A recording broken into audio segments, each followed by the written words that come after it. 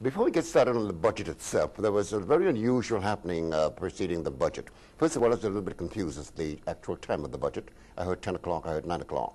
But then certainly at 9:30 there was this video depicting what was said to be the achievements of the government. What was the opposition take on that? You knew about it? Well, we heard about it the night before it came on. The order paper that was sent out to the parliamentarians, as is normally the course, was sent out suggesting that Parliament would be at 10 o'clock. Mm-hmm.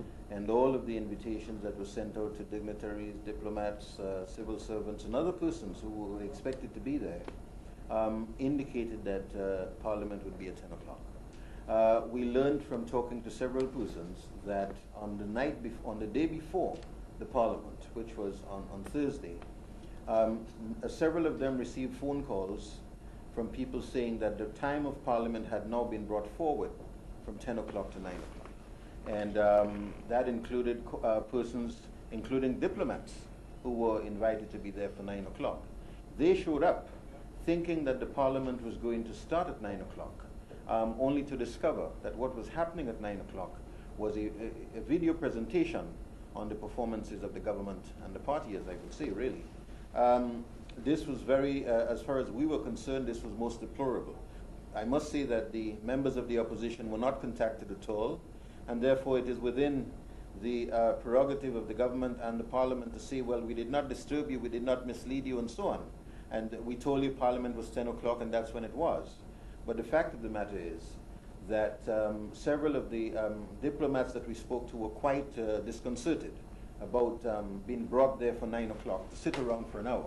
And several persons who attended, thinking that the Parliament had been brought forward to 10 o'clock, to 9 o'clock, I'm sorry, were quite upset about it. And quite apart from everything else, we thought that, and the Speaker does know, that the Parliament cannot be used for these kinds of extra parliamentary activities, which is what this was. You cannot use the Parliament as a way, you cannot, in a sense, prostitute the Parliament to promote narrow party political ends. Our Constitution does not recognize political parties, and therefore it is not within the competence of any political party to use that platform to promote its own narrow political agenda.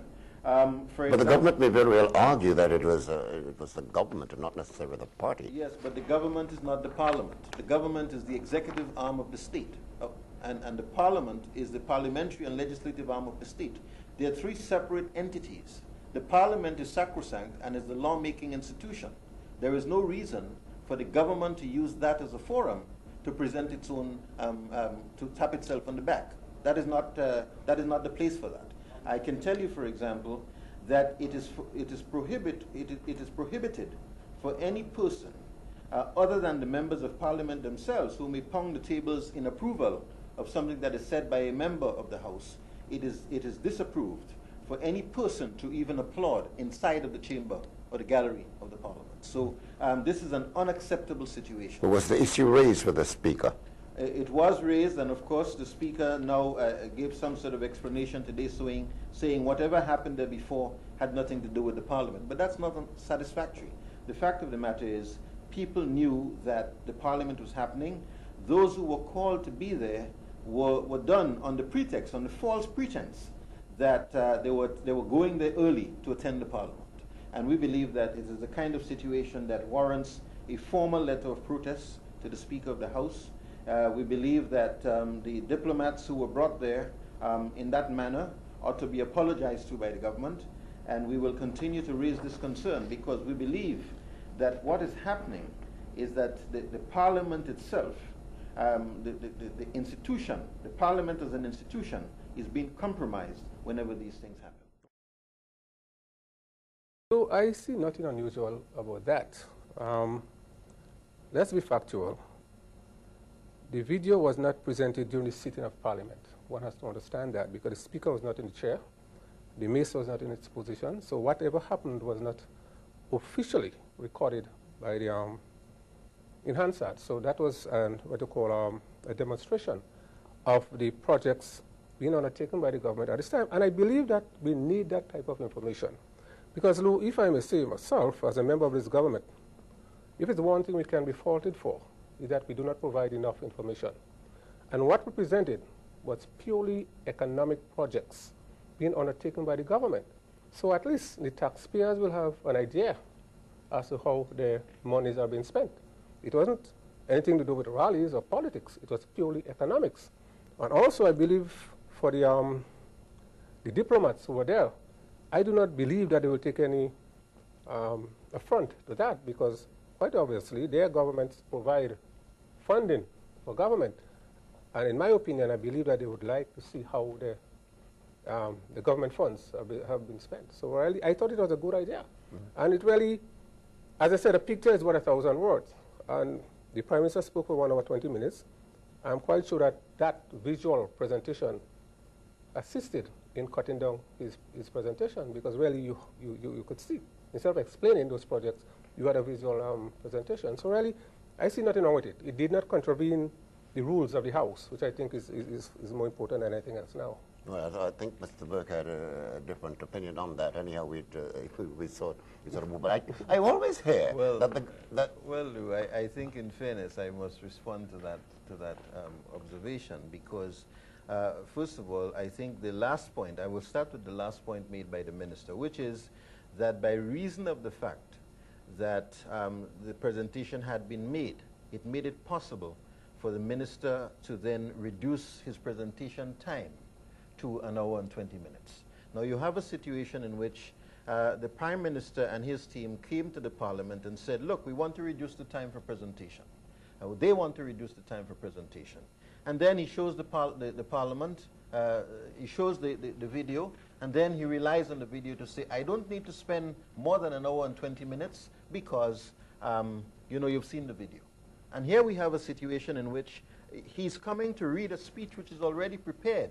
I'm coming to critique a statement that contains all kinds of information, and yet I'm given 1 hour and 20 minutes. So what that does is that it provides an unfair advantage to the Prime Minister in making his delivery. And I think that is implicit in what my friend is saying. But more than that, I cannot agree with him at all that there's nothing wrong with it. There's something wrong with it. What is wrong with it is seen best when you consider that where this thing was showed is not the Trade Center, it is the Parliament. In other words, if we were in the Parliament, a newly constructed Parliament, or in York House, and this happened, it would be offensive. The only reason why he does not see the transgression is because it's happening at the Trade Center, right? Now, the fact is, on that day, it is designated as a Parliament. And furthermore, the people who were called, it is well known that you do not show these things in the Parliament. If I had gone to the Parliament this morning, for example, Lou, and say to the Speaker of the House, I want to deliver my reply to the budget by way of a PowerPoint presentation, the Speaker was going to tell me no. He was going to tell me no because, as far as he's concerned, I should not do that. And what is more, I do not accept that the persons, including the diplomats, who went there at 9 o'clock did not consider it an affront. In fact, the opposite is true. Most of these persons were called on the Thursday and told, budget has been brought forward to 9 o'clock. I know that. I'm not making this up. Budget presentation has been brought forward to 9 o'clock. It did not say, government is having a presentation at the Trade Center before the budget at 9 o'clock. And that's a different situation. all right. We beg to differ on that point. Okay. I still insist that nothing was wrong. It was not done during the sitting of Parliament, during the session of Parliament. It's not an official record of the House of Parliament, and it matters not whether it is a Trade Center or York House.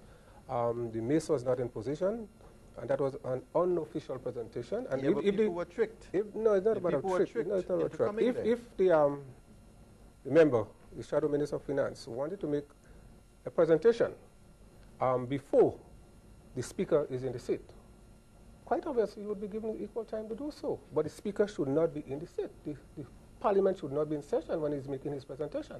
And he's free any time to request the House or the building or whatever to make a presentation once it is not an official sitting. It's not an official record or session of the House. I have no problem with that at all. All right.